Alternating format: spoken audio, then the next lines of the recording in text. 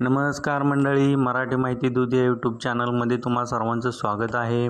मित्रांनो, PM किसानचा हप्ता मागील 2 तारखेला सर्व पात्र शेतकऱ्यांच्या खात्यामध्ये जमा झालेला आहे.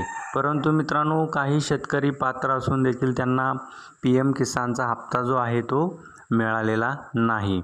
याचं कारण म्हणजे मित्रांनो, काही शेतकऱ्यांची KYC नव्हती, तर काही शेतकऱ्यांच्या बँक खात्याला आधार संलग्न नव्हते व DBT ऑन नव्हते.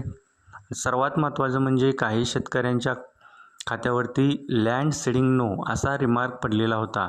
त्यामुळे मित्रांनो, साधारण PM किसानच्या 12व्या हप्त्यापासून शेतकऱ्यांच्या खात्यामध्ये पैसे जमा झालेले नव्हते. त्यासाठी मित्रांनो, शासनाने अनेक वेळा अपात्र शेतकऱ्यांच्या याद्या देखील प्रसिद्ध करून कृषी विभाग असेल, तहसील विभाग असेल यांच्यामार्फतून गावामध्ये अपात्र शेतकऱ्यांच्या याद्या प्रसिद्ध करून त्यांना सूचना देण्यात आल्या होत्या.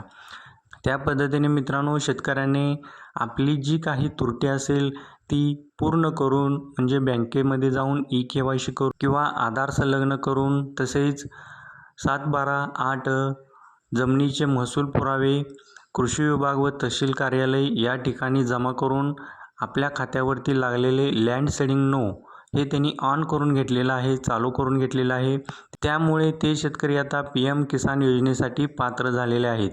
तर अशा शेतकऱ्यांना ज्यांना PM किसानचा 12व्या हप्त्यापासून हप्ता मिळालेला नव्हता, तर अशा शेतकऱ्यांना मित्रांनो, शासनाने PM किसानचा लाभ जो आहे तो मिळण्यासाठी कृषी मंत्रालयाने जो निधी आहे तो उपलब्ध करून दिलेला आहे व अशा पात्र शेतकऱ्यांच्या खात्यामध्ये 12व्या हप्त्यापासून म्हणजे साधारण 9 हप्ते शेतकऱ्यांना मिळालेले नव्हते. अशा शेतकऱ्यांना लाभ मिळवून देण्यासाठी कृषी मंत्रालयाने निधी उपलब्ध करून देऊन त्यांच्या खात्यामध्ये हा जो निधी आहे तो वितरित करण्याच्या सूचना केलेल्या आहेत.